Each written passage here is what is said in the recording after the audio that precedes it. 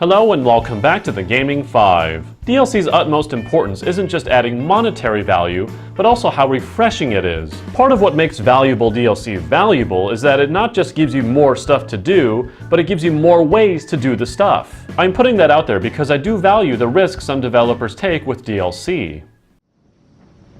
Finally, we have our space battle. Yeah, I only said battle. That's because it only includes the one map for Fighter Squadron that takes place around a Star Destroyer.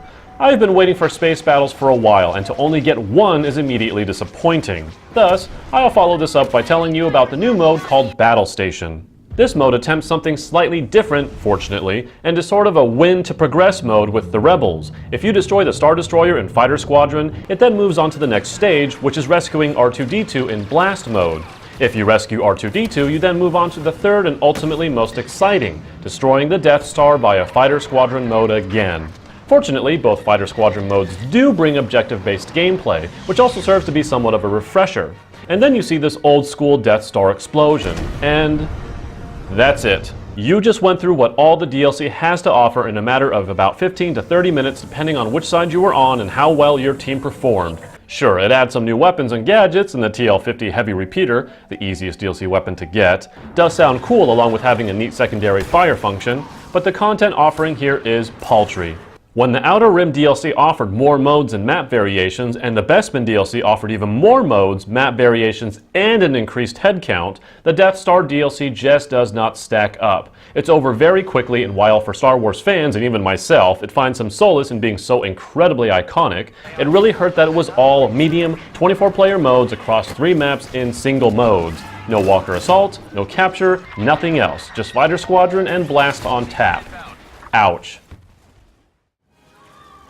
Funnily enough, I couldn't tell what major changes were made, and while I could go do the research of looking up patch notes for you, I can simply tell you that if you played this since the Bespin DLC, you'll notice barely anything different, if at all. The only note I'd like to make is that many players have leveled up their health nades and disruptors, so even if you've played since Bespin, be prepared for some previous DLC weaponry to mess your force up. It's quite a simple summary, really. It brings some needed objectives to Fighter Squadron, and does do something new with a map progression mode, but at the end of it all, there is barely anything here. I had my fun, and it was genuine fun. I had my nostalgia movie trip, and it was genuine nostalgia. It was just over so quickly that it left me wondering why they didn't do more with it. I admit that part of it really is likely the dying population, and creating too much content would divide everyone up, resulting in long lobby wait times.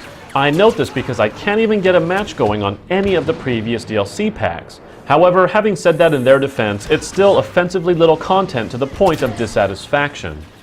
I give the Star Wars Battlefront Death Star DLC a 6.5 out of 10. That's it for today. See you next time on the Gaming 5. I better see you on the next episode.